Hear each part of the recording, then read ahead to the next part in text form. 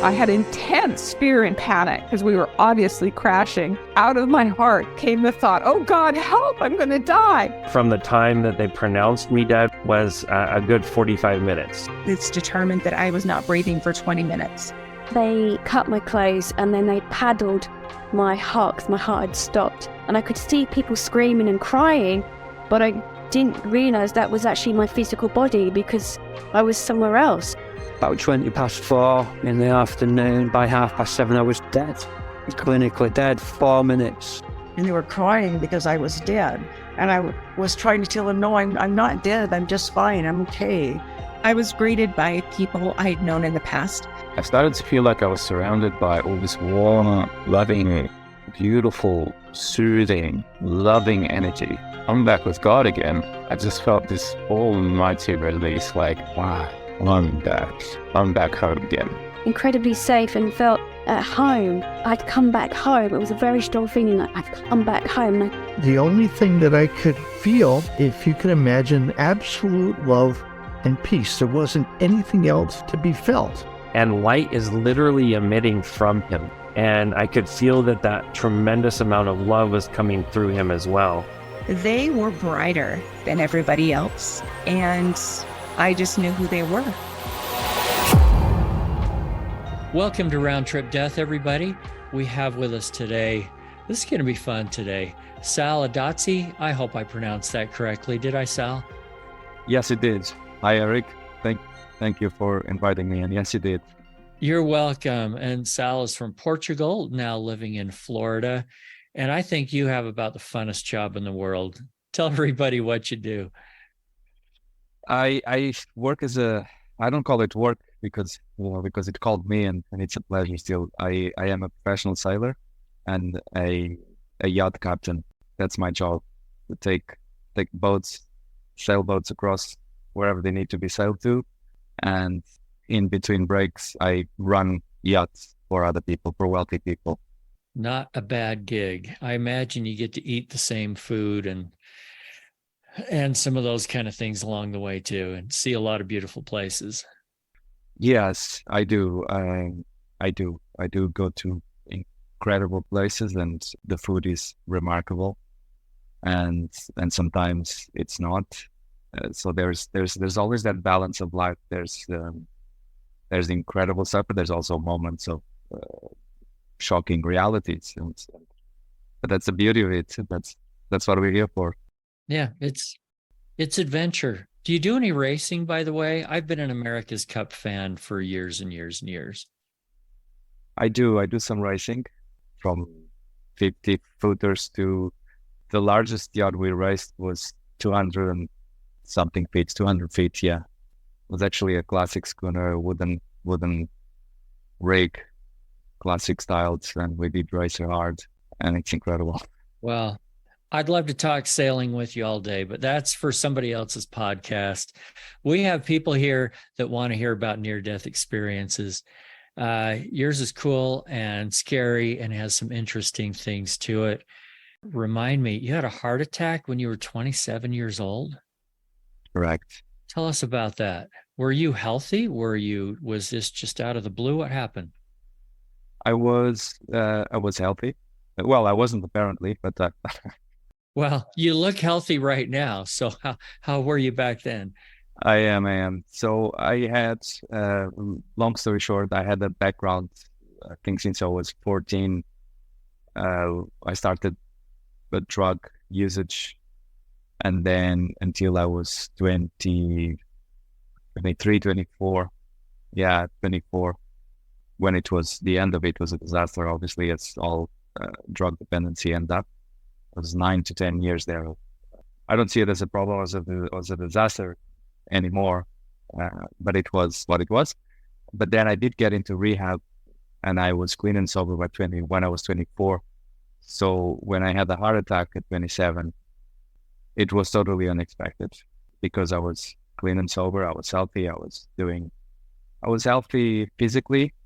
I was doing all the right steps. You have the 12-step program, and we do service to a community, and we do a lot of healthy lifestyle. But 3 weeks prior to my heart attack, I got into a deep depression, and it was at some point, it reached such a depth of depression that I desired to die. I wished to die. Really, with everything that I had, I threw the towel and I said, I'd rather die than be here like this. And 3 weeks later, I found myself having a heart attack. Where were you when it happened? Were you on a boat? Where were you? No, I was at home in the countryside back in Portugal. And at the time I had a dirt bike. And I used to get together with my cousins and my friends and on the weekends, and we play around with dirt bikes, just boys being boys, just burning some gas and some using motorcycles, playing with engines. And I felt bad. I felt weird. And I told them, I'm going to go. And I left them. I went to put the motorcycle in the garage. And by the time I got to the garage to put the motorcycle in, I just fell straight on the floor. It was the most powerless situation I've ever had, of having no control over the body and literally falling like a tree, just fall, boom. And I was by myself. So then what happened? Did people find you and then call an ambulance? Take us through kind of the physical stuff, and then let's talk about what happened to you spiritually. So on the physical, because the heart stopped pumping blood, obviously the whole body shuts down. There's no fuel, so the body stops. That's why I fell. But the first part, before I fell down, was the excruciating pain that it's known to a heart attack. So my chest just was like it's being ripped with two big knives. It's just weirdest pain I've ever had. Very, very strong pain. But this is when I'm standing up. But by the time I hit the floor and I fell with my face, I fell with my nose and my face on the floor, I didn't feel it already. So it's such a switch off physically that I hit my nose. It didn't hurt me, and I was on the floor and I couldn't breathe. I was, really trying to get some air, and I couldn't. But I still had something in me, and I was getting some gasps.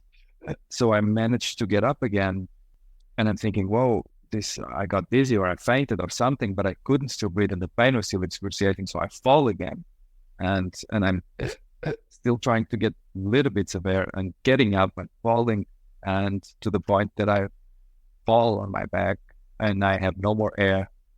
And the pain is excruciating, and that's when I realized I had something serious. I realized I was not just fainting or not just having some indigestion.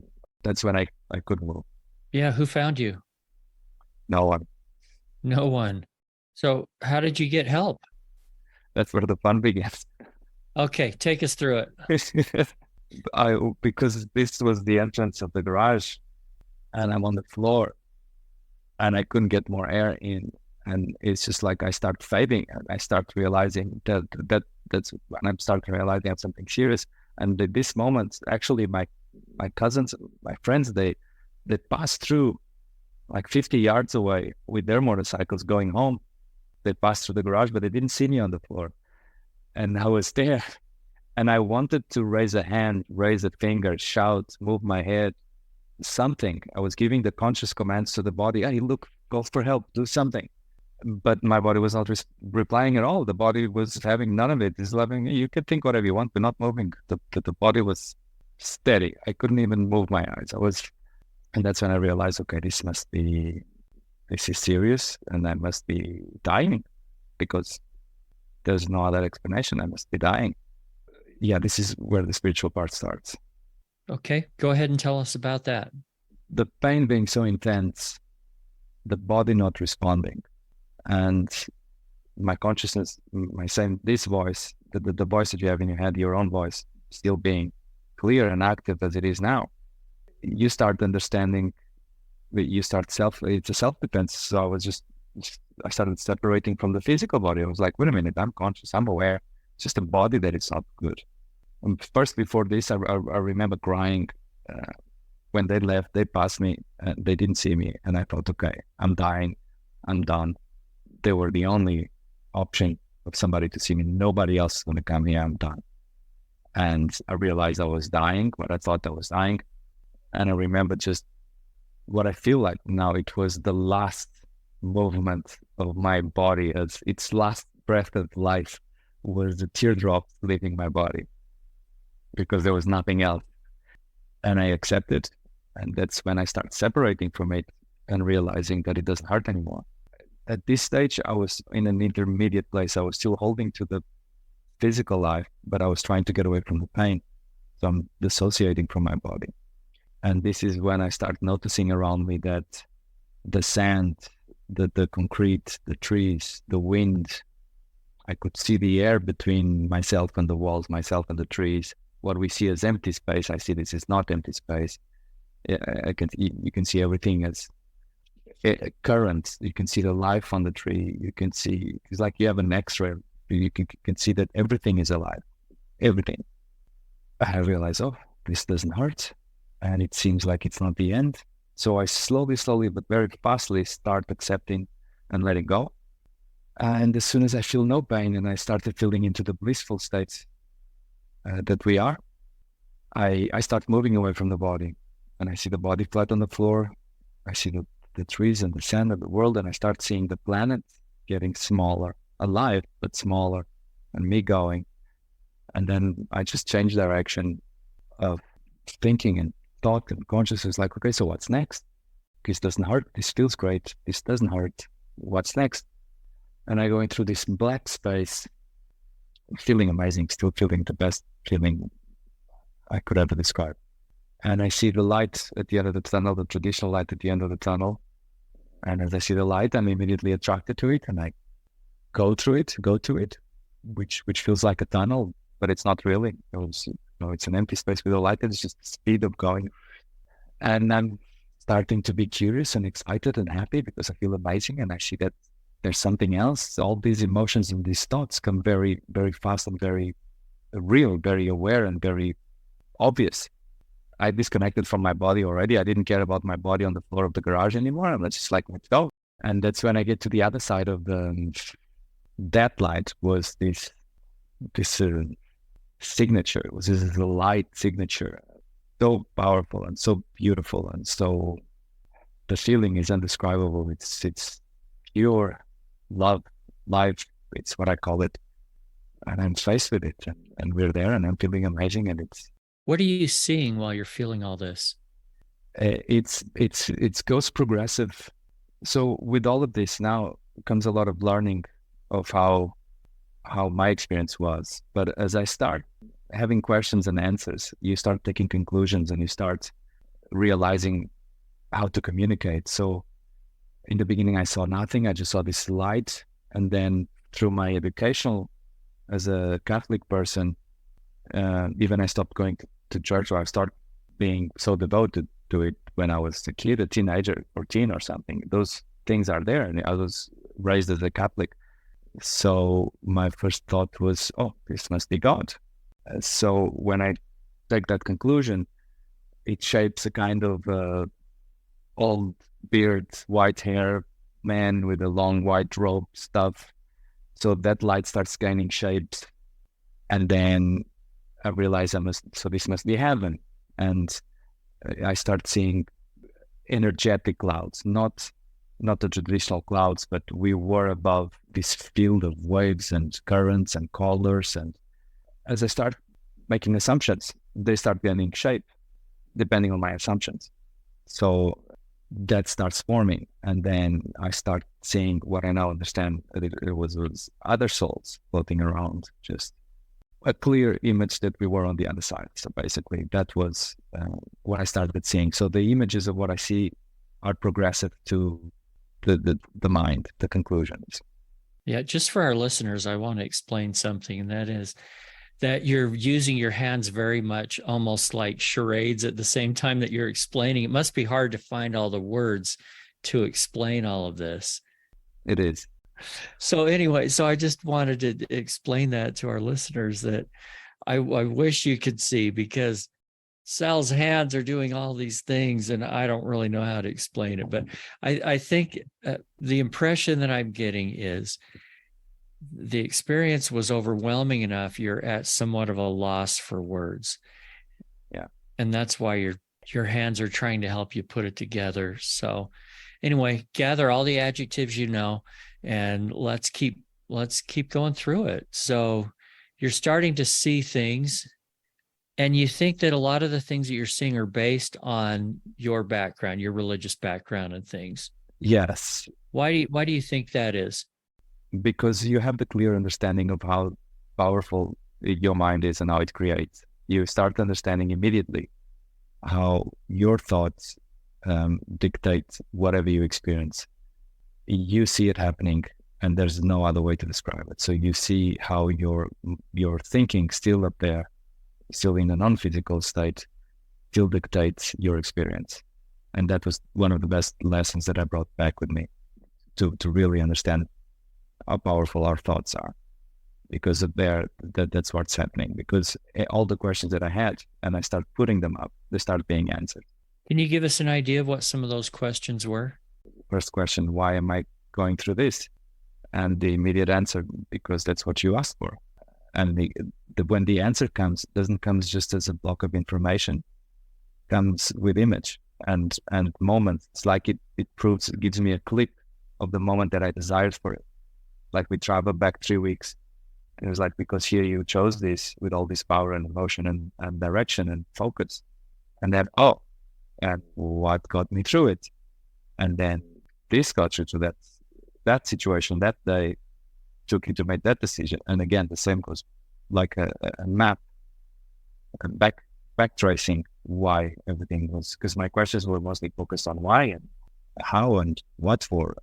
And as I asked questions, that's when we jumped to the life review, which we went to the beginning of, which is also very obvious, and an immediate understanding that, because it's very clear, the information was basically, okay, so this time around, putting it very, very obviously, and also you feel it. When I say that this, I should have mentioned this before. When you're up there, when you reach and get faced with this bright light, it's like I got reunited with the rest of me, with my other selves, with my whole self. It's like the me here on the planet was just a very small fraction of my real self. The feeling of fullness and blissful and ecstasy. And that feeling comes with rejoining with what I knew it was the rest of me, the whole of me, that I'm just the part of me that it's here on the planet. All of those things become obvious and very clear. Then it starts from the beginning. That's where it goes to, okay, so this time around, when you chose to go, by go meaning sending a little part of you, like dipping your toes in the planet Earth this time to see how the water feels. And that's what we did. That's what you did, because it's what you wanted. You wanted to go as yourself this time around to experience this. So that's all very obvious and very clear. There's no doubt. It's all part of the information that's coming. And it goes to, okay, so this time around, it starts from the moment when I was born this time, physically born. Okay. So we're jumping into the life review here. Some people have told me that their life review was almost like going to a movie theater and they were watching it on a big screen, or even a stadium, and they were watching it on thousands of screens. Seems like everything that's happening to you so far is just all these images and thoughts being put into your head. So was the life review like watching a movie, or was it more delivered straight to your conscience somehow, or how would you describe that? From this moment when I've asked a few questions and the answers were given, and there was this feedback going on, this clarification going on, and from the moment we jump to the live review of this time around, it goes on to a movie. It goes onto a screen. It's like you see on these movies where the screen is just a transparent glass that it's there between us, and the movie just shows up in this screen in between us. So it's like this, I call it an entity, this source of light, this energy source on the other side. And I'm here, and this screen just comes between us, and it is like a movie. This one is like going to the movies, but it's like a transparent glass screen between us and the movie, and we're both watching the movies. I'm watching from here, he's watching from there, and the movie starts like a movie theater. Yes. Yeah. What kinds of things did you see? All of your life, or certain important events, or? We went from the beginning of my life, and it was interesting because it was not just a movie as pictures. It was like we had the movie, and then we had that time and space mood, vibe, social behavior, social worries, all the ingredients that make decisions happen, they are present. It's not just the movie by itself. It was very, very complete with how people are thinking, why you can feel the essence of why people are making decisions like that and what's going on the planet. What's the time concern of that era, that age. So it was very complete. And the movie goes fast until I had the question. Until I had the questions. When I had the questions, like, oh, wait a minute, either I don't remember that, or what was that, or why was that so marking or so important for me at that stage? Then we would make a pause. The movie would pause, and we would have an explanation. Kind of, because this is coming from this side, there's a pressure or there's an intention or an emotion coming from here, there's another emotion from there, there's another intention coming from this side. So this causes this emotion and causes you to decide like this. So you took that action and you desired for that. The episode would get sorted and explained and resolved. It would make sense to me. It was very beneficial because I could see that previously when I was a teenager or when I was using drugs or when I was angry or whatever, when I was taking rash decisions, the blaming of others completely disappears. The forgiveness is immediate. The forgiveness, because it's very clear that everybody's acting out of love and out of their best knowledge and out of their best interest. So I could see that there was no one to blame on any episode. It made sense why I made that choice. It made sense why the other person made that choice. All the episodes I had doubts were related to human relations, right? Because it's what usually causes more conflict. It's human relationships. Can you give me an example, a specific one? We start with things. Why was I angry with my parents at that day and age? Why was I blaming them so much that I wanted to take a rational decision or irrational decision? Why was I so upset that I ran away? And I would understand, okay, why was I angry? That kind of situations. And then understanding that there was no one to blame. That everyone's acting out of love, always acting out of love, even if we feel triggered by something. It's our process, but that everything works perfectly, that everything made sense. And we would be like, of course Rama would do that. Oh, of course my father would do that. I would do the same if I was in their shoes. So immediately, every subject that I had as a conflict got clarified and basically loved. All the episode that I had anger before was just full of love now. And you mentioned someone, a being on the other side of this screen. Was that God? Do you have any idea? I'm going to be a bit blunt on this one. Today, I know we work with whatever I want to believe, so it is. Okay, so if I want to skip, I understood further on that interview, I call it, on that episode, I understood how even, let's call it God, even God itself has descendants or sons or separations of them or continuations of them, ramifications, let's call it ramification, the ramification of God. And then those ramifications will have more ramifications. The same as the lungs work, the same as the roots on the tree work, the same as the universe works, all the ramifications that exist onto each other. It's the same current, it's the same information. If we want to call it, whatever I want to call it, doesn't really matter. And I know this is not very clear, but... No, it's not. Come on. Did you feel like this was, and whether the name is God or whatever, source or whatever, did you feel like that's who it was or somebody else? Yes, 100%. Okay. Now I'm curious, as you're watching these things in your life, and we're not all proud of every single thing that we've done, and this grand being is on the other side, were you feeling guilt for any of that, or were you just learning and being taught something? Nothing. I was laughing and loving. No guilt at all. No guilt at all. There's no guilt, because that's the whole point. There's no guilt at all. There's no guilt. You're free of choices, but not free of consequences. So that's very obvious too, but there's no guilt. There's no guilt. So you were learning from what you were watching then, it sounds like. Yes, a lot. I was learning a lot. Is there anything else about the life review you want to describe to us? Yes. The freedom that we have and that we don't know in actually shaping our path, shaping our experience from here.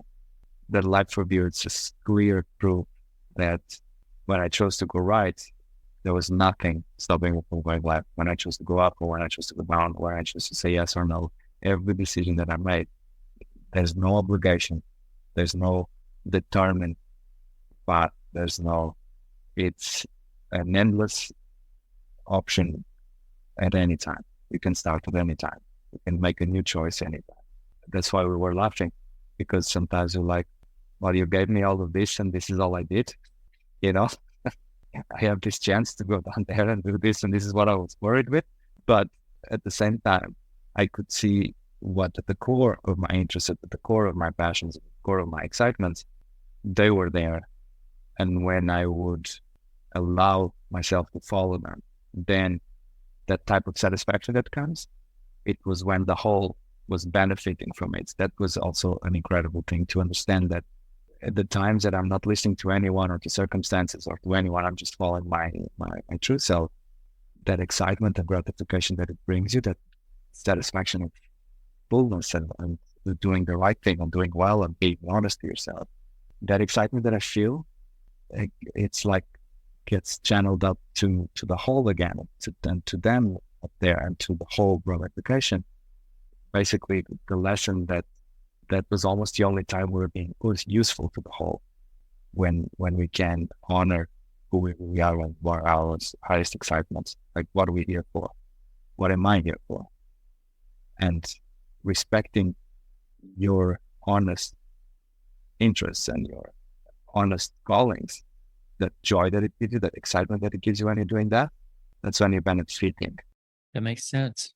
Yes, that was also very clear with the life review. Okay. How did it end?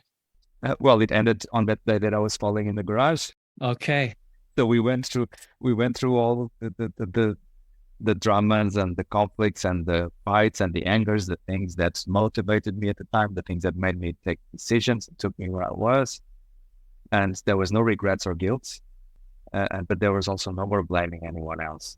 There was a satisfaction. There was a laughing. Basically, the laughing of, isn't this fun? Isn't this fun? Like, we are so powerful and so blissful and so pure and so, but we go there to the planet. We chose to go there. We choose to go there, bang our heads together, suffer and trip and fall and hurt and fight. And in the end, isn't this fun? I'm just laughing about it. And that was a huge laugh. There's nothing here to take so seriously. There's nothing here.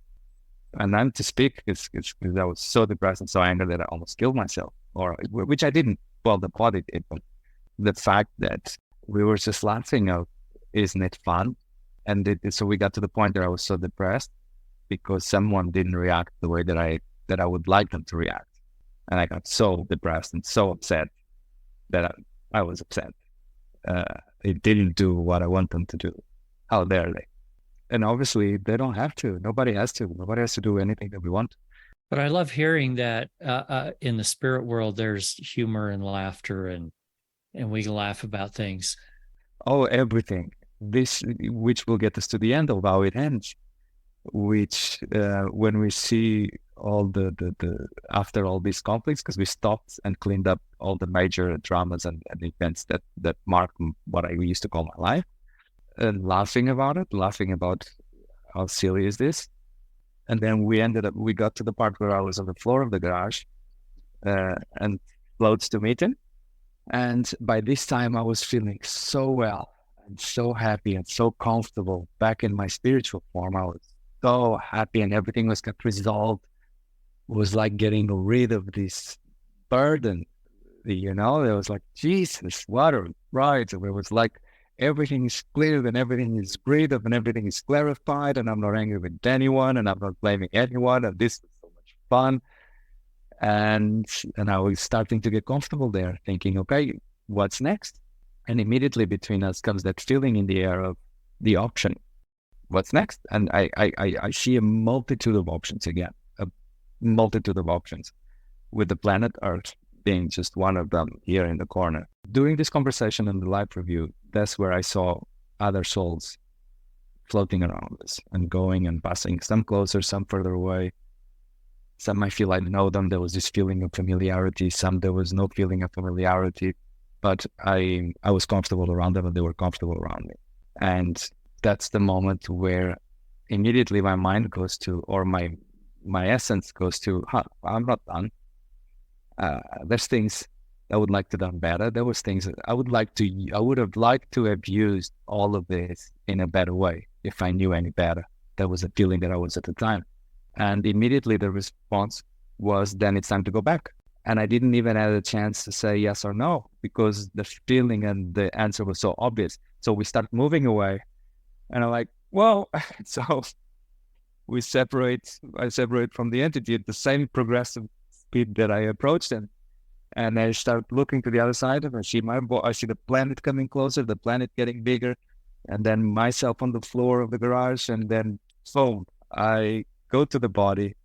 I open my eyes. I get some air. I managed to get some air. The excruciating pain is there. And I crawled for a little bit. I managed to turn myself around in the sand because I couldn't move my arms or my body. I crawled initially. Then I got up, then I fell, then I crawled.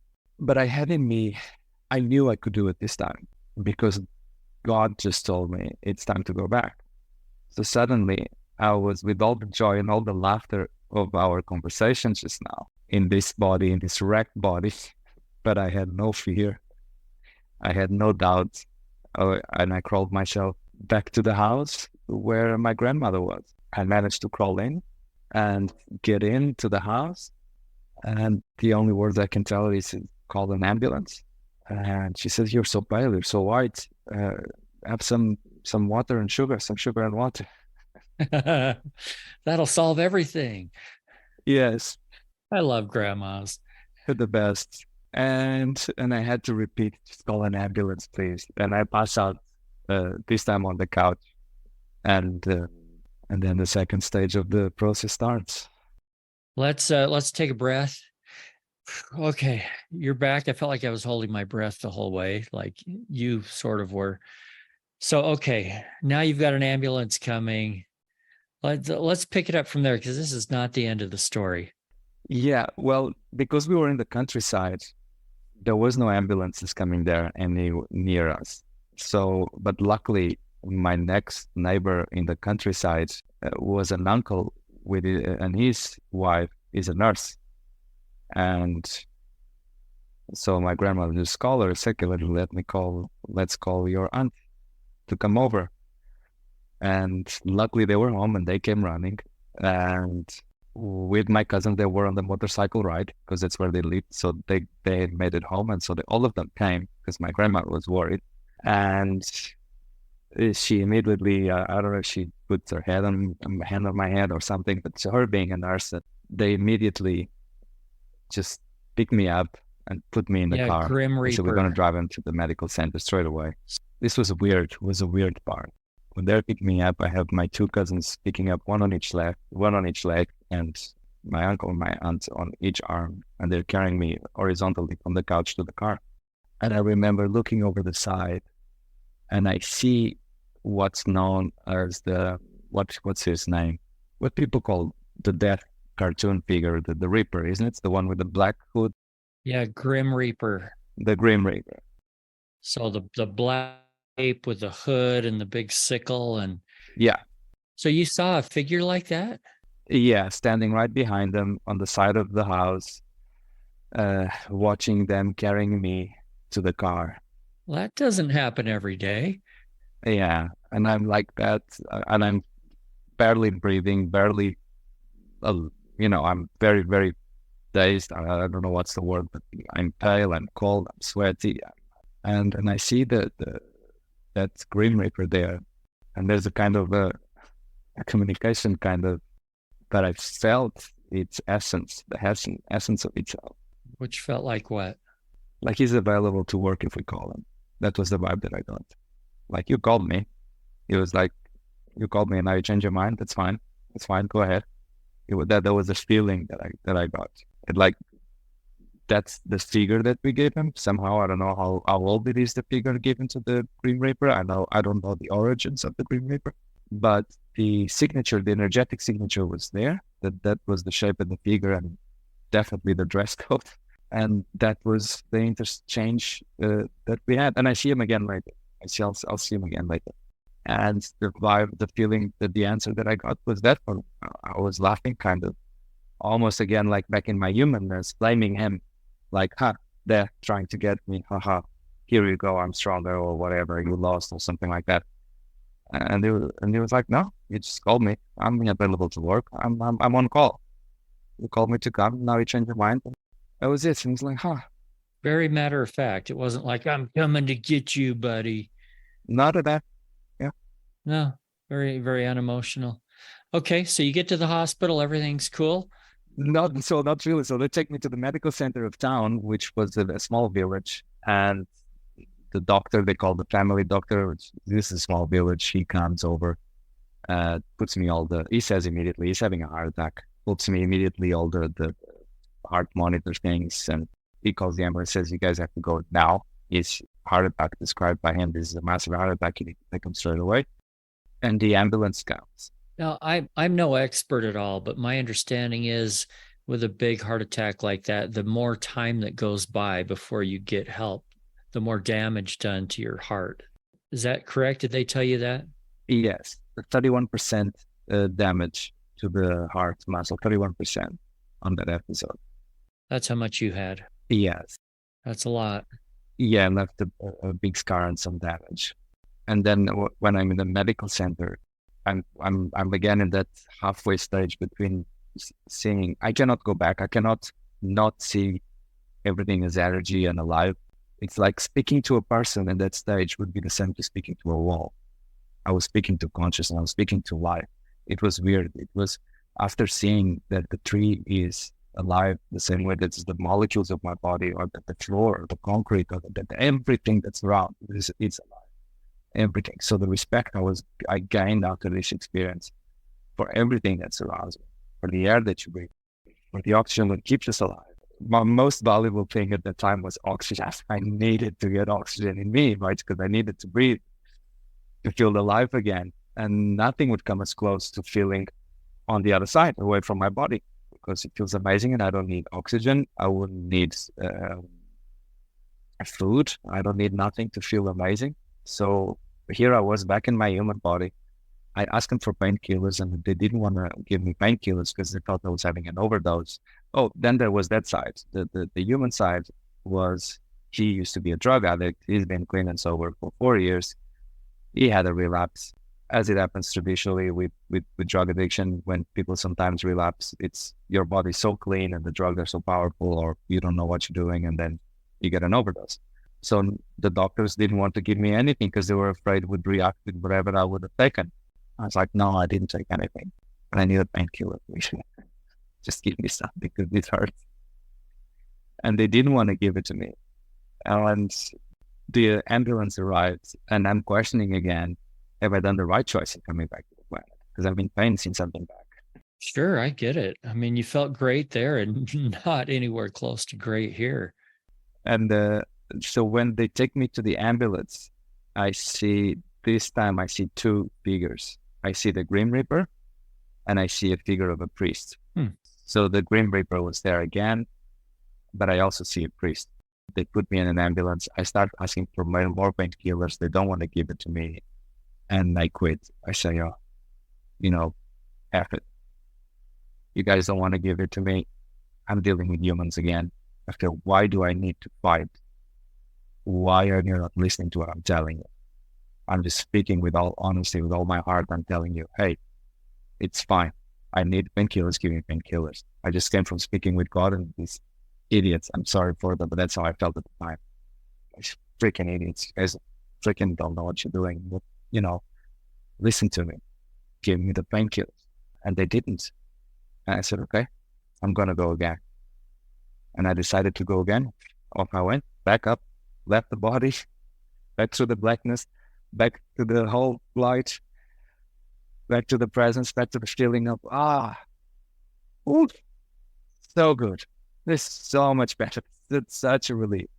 But then I get confronted with another situation, which is the non-stopping of evolution and consciousness and progress, the growth the growing, of being.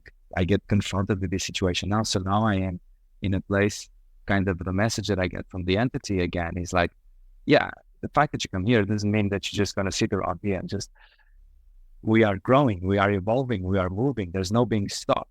There's no rest. There's no restness. There's nothing, there's no stillness. This is always growing and moving. And this is, there's always unknown and there's always progressing and there's always, it's a constant evolution.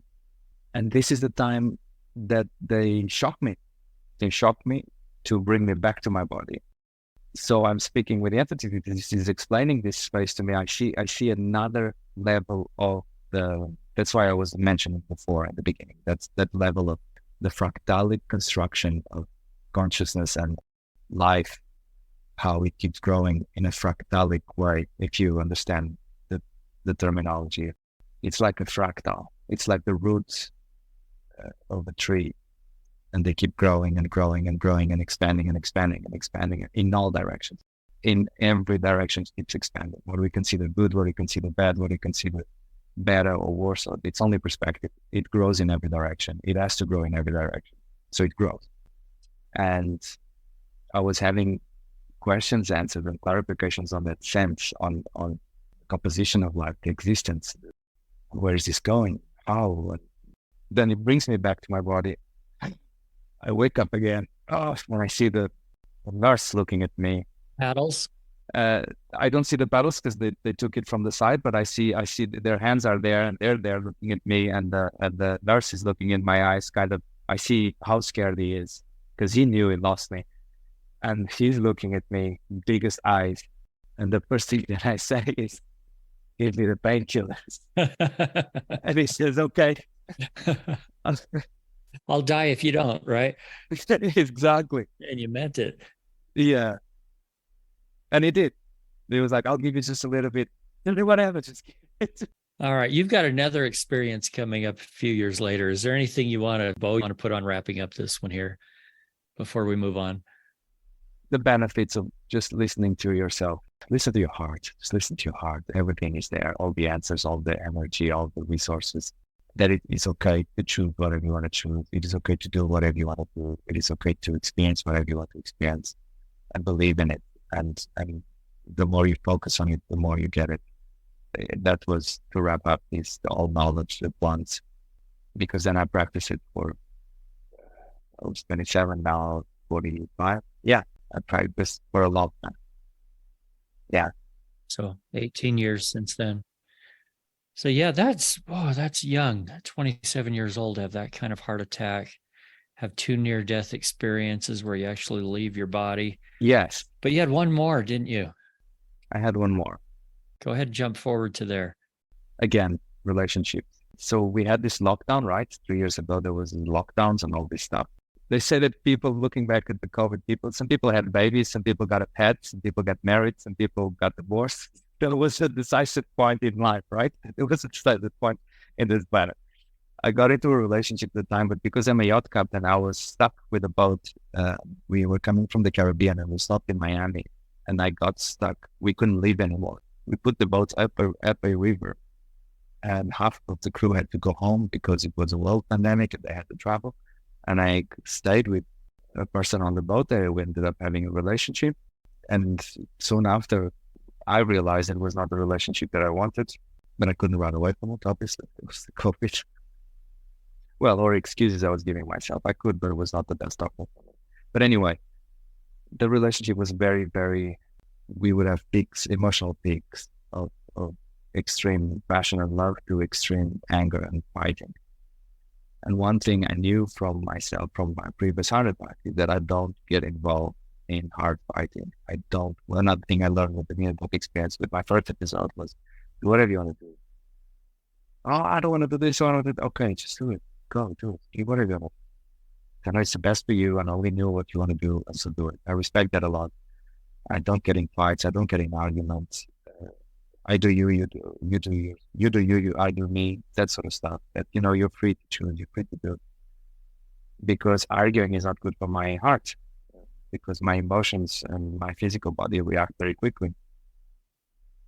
So that relationship, I was suffering with it. I was getting a lot of physical pain in my heart with it because we were fighting a lot. And I was like, okay, Sal, you can feel it now. You know where this is going to go. One of these days, you're going to be so angry and so upset because you're arguing, debating perspectives, because it's all it is, just debating perspectives.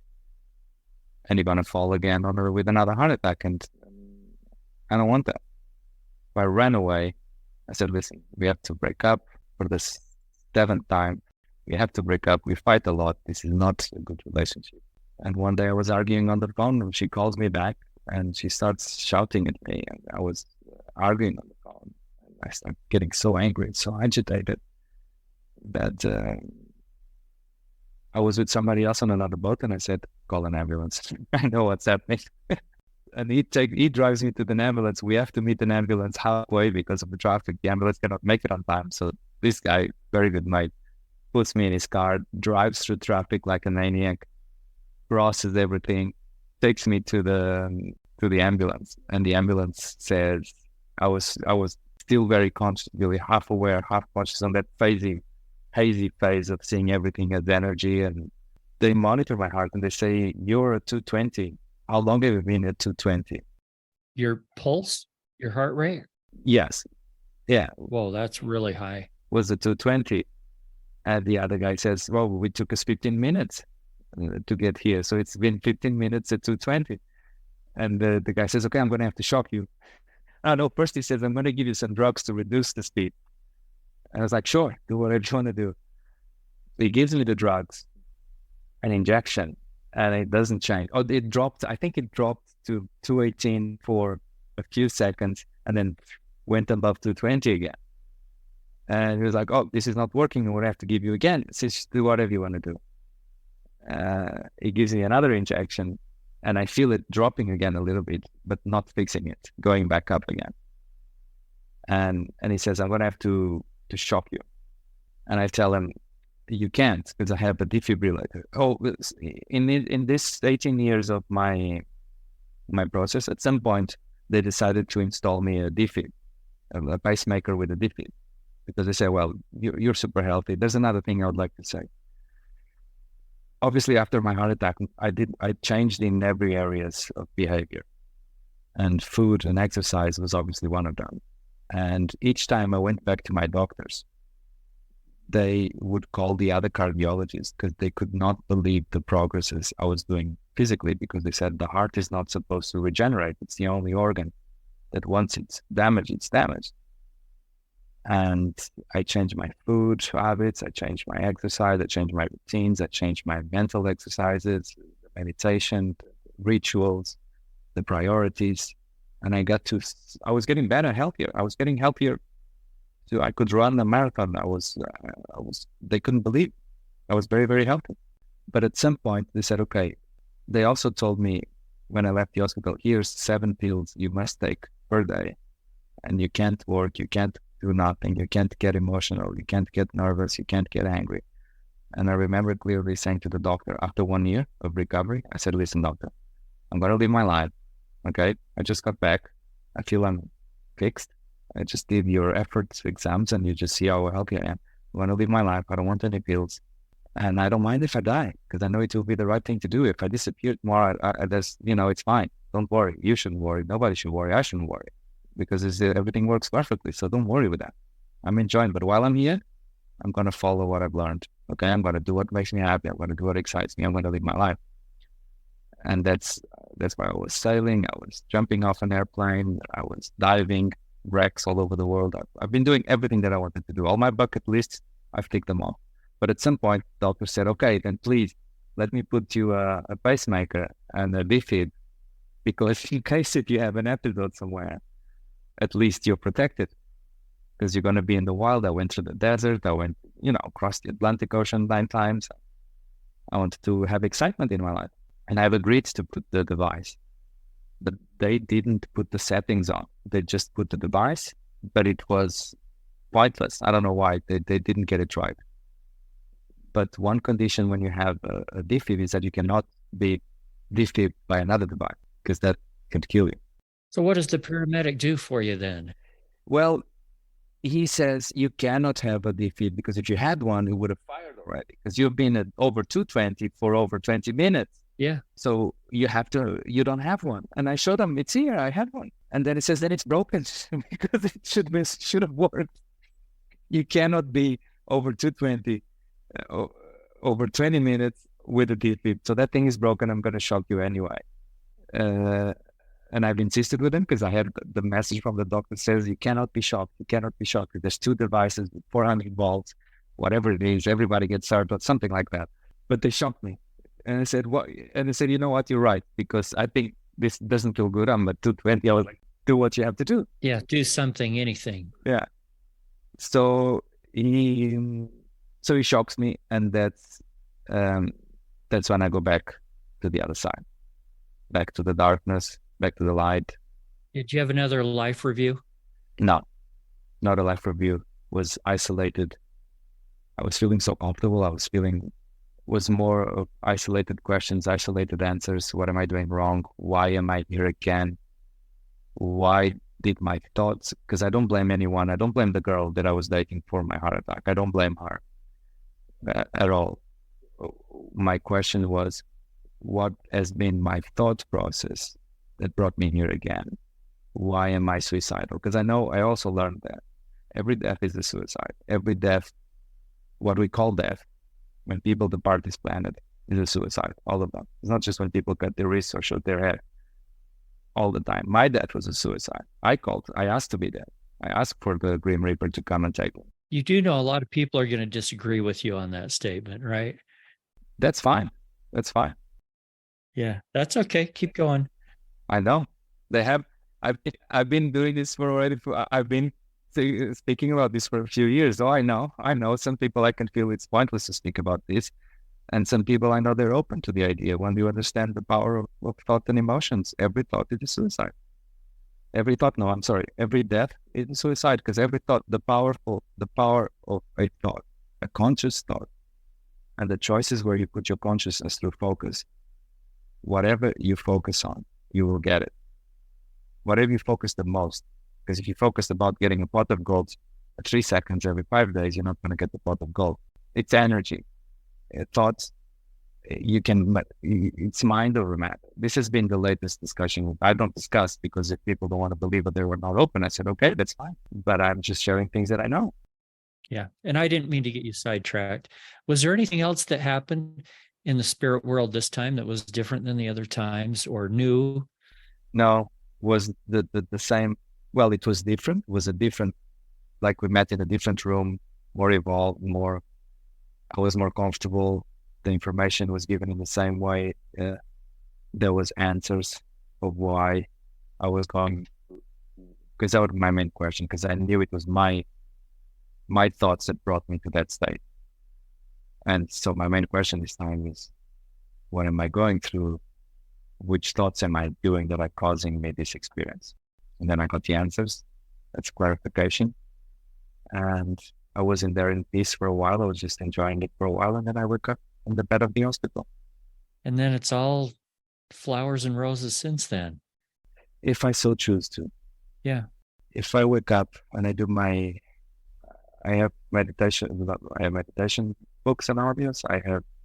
I write 10 things I'm grateful, sometimes 20 things I'm grateful for every day since that episode. I always do a gratitude list first thing in the morning while I have even before I get out of my bed, as soon as I wake up, to do a meditation. I take profit of that moment of waking up without concerns or without the life matter, and being in that spiritual zone, that peaceful zone, to savor it more and to see which thoughts really matter.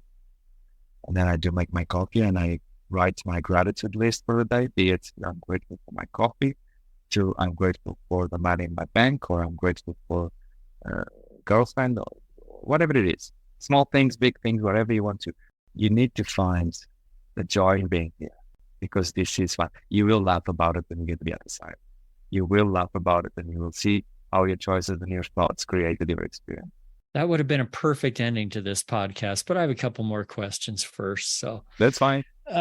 You mentioned a book, and I know you have a book called Captain Heart, and it's by the pen name of yours, George Adotsi. Is that book about your near-death experience or something else? Yes, it is. It is. There's more information on it about what we just spoke of, but yes, it's about that. Yeah, you can always fit a lot more in a book, a lot more detail. Yes. Well, is there anything else before we go that you'd like to share with our listeners, whether it's, something that's going to help them in their life, bring them some joy at this point? Go within and find what makes you smile. Go within. If you're not having a good time of your life, if you're blaming others and if you're blaming circumstances or whatever it's going on around you, trust me, it comes from you. We come here to experience things. I know many people don't believe on mind over matter. They don't believe on the power of our thoughts, and that's fine. But imagine that. Just imagine hypothetically. It doesn't mean that I'm right, or it doesn't mean that you're wrong. But let's imagine this hypothetical world where whatever you would desire would come to you, hypothetically. Okay? So what would make you smile? What would make you happy? How would you like to spend your day? Just try it, hypothetically. Just imagine that this is how the world would work, that you would bring to you whatever you spend more time thinking about. What would you do then? If that was a true fact, what would you do? What would you think about? What would you think about since you wake up? Or what would be the first 2 hours of your day that you would think about if what you think about brings you your experience? If this was true, what would you be thinking about? So hypothetically, whatever puts a smile on your face, that would be my advice. And ignore the rest. Ignore that somebody's knocking on the door. Ignore that somebody asks you for something, and can you do this for me, and can you do that? Wait a minute. I need to take care of myself first. I cannot help you if I don't feel good. So give me a minute. I need 2 hours for myself. I love that. How would people's lives be different if they had no fear of death? Because I can tell that you don't. Oh, not at all. There's no death. There is no death. There is no death. And this, again, I'm going to try to put it in the different worlds.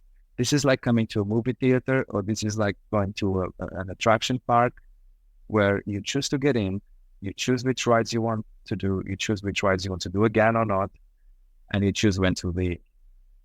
And what people are not convinced is they think that somebody's going to kick them out of the attraction park, or you think that somebody's going to hold them in the attraction park and now you have to work and you're going to do this because you have to stay at the attraction park and you have to suffer before you leave. No, none of that. You choose when you get in, you choose which rides you're going to take, and you choose when to get out. This coming here is exactly like that. And you will laugh. Once you get out the attraction park, there was moments you were sad, there was moments you were scared, there was things you wanted to do again, but God, you want to go back. I love it. Thanks a lot, Sal. Appreciate having you on today. Well, I hope I've answered your questions. I do know I do go sideways too, because I love this subject, and I sometimes it's hard to find the words or the vehicle to bring some information. Your English is pretty darn good. Don't worry about it. Thank you. Thank you, Eric. Thanks again for listening, and remember to share this podcast. To be notified when the next episode goes live, follow us on your podcasting app or click over to roundtripdeath.com and sign up for our email newsletter. Until then, I wish you everything good that you're looking for in this life and the next.